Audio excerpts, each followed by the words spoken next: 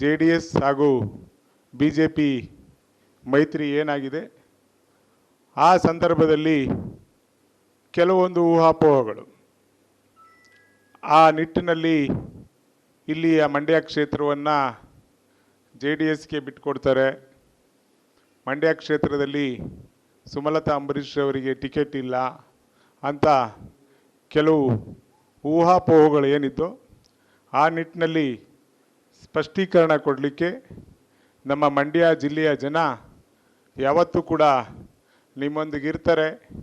ನೀವು ಈ ಲೋಕಸಭಾ ಚುನಾವಣೆಯಲ್ಲಿ ಖಂಡಿತ ಸ್ಪರ್ಧೆ ಮಾಡೇ ಮಾಡ್ತೀರಾ ಅಂತೇಳಿ ನಮ್ಮ ಮಂಡ್ಯ ಜಿಲ್ಲೆಯ ಜನತೆ ಎಲ್ಲ ಕೂಡ ಅವರಿಗೆ ಒತ್ತಾಸೆಯನ್ನು ನೀಡಿದ್ದೇವೆ. ಅವರು ಕೂಡ ಪೂರಕವಾಗಿ ನಮಗೆಲ್ರಿಗೂ ಕೂಡ ಒಂದು ಭರವಸೆಯನ್ನು ಕೊಟ್ಟಿದ್ದಾರೆ. ಈ ಚುನಾವಣೆಯಲ್ಲಿ 2024 ಲೋಕಸಭಾ ಚುನಾವಣೆಯಲ್ಲಿ ನಾನು ಮಂಡ್ಯ ಲೋಕಸಭಾ ಕ್ಷೇತ್ರದಿಂದ ಅಭ್ಯರ್ಥಿಯಾಗಿ ಖಂಡಿತ ಇರುತ್ತೇನೆ ಅಂತೇಳಿ ನಮಗೆ ಆಶ್ವಾಸನೆಯನ್ನು ಕೊಟ್ಟಿದ್ದಾರೆ.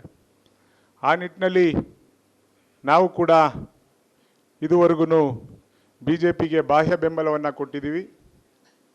BJPಯವರು ಕೂಡ ನಮ್ಮ ನಾಯಕಿಯಾದಂಥ ಸುಮಲತಾ ಅಂಬರೀಷ್ ಅವರಿಗೆ ಈ ಬಾರಿ ಈ ಚುನಾವಣೆಯಲ್ಲಿ BJPಗೆ ಈ ಮಂಡ್ಯ ಲೋಕಸಭಾ ಕ್ಷೇತ್ರವನ್ನು ಉಳಿಸ್ಕೊಳ್ತಾರೆ ಅನ್ನೋ ಒಂದು ಆಶಾಭಾವನೆಯನ್ನು ಇಟ್ಕೊಂಡು ಈ ಒಂದು ಕ್ಷೇತ್ರದಲ್ಲಿ ಅವ್ರು ಮಾಡಿರ್ತಕ್ಕಂಥ ಸಾಧನೆಗಳನ್ನ, ರೂಪುರೇಷೆಗಳನ್ನ ಮಾನದಂಡವಾಗಿ ಇಟ್ಕೊಂಡು ಈ ಚುನಾವಣೆಯಲ್ಲಿ ಖಂಡಿತ ನಮ್ಮ ನಾಯಕಿಯಾದಂಥ ಸುಮಲತಾ ಅಂಬರೀಷ್ ಅವರು ಖಂಡಿತ ಚುನಾವಣೆಯಲ್ಲಿ ಇರ್ತಾರೆ ಅಂತ ಹೇಳೋಕ್ಕೆ ನಾನು ತಮಗೆ ತಿಳಿಸ್ಲಿಕ್ಕೆ ಇಷ್ಟಪಡ್ತೀನಿ.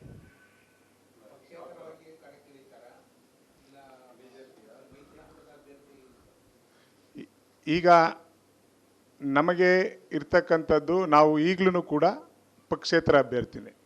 ನಾವು ಇನ್ನೂ ಕೂಡ BJPಯ ಸಹ ಸದಸ್ಯತ್ವವಾಗಲಿ ಪ್ರಾಥಮಿಕ ಸದಸ್ಯತ್ವವನ್ನು ಪಡೆದಿಲ್ಲ.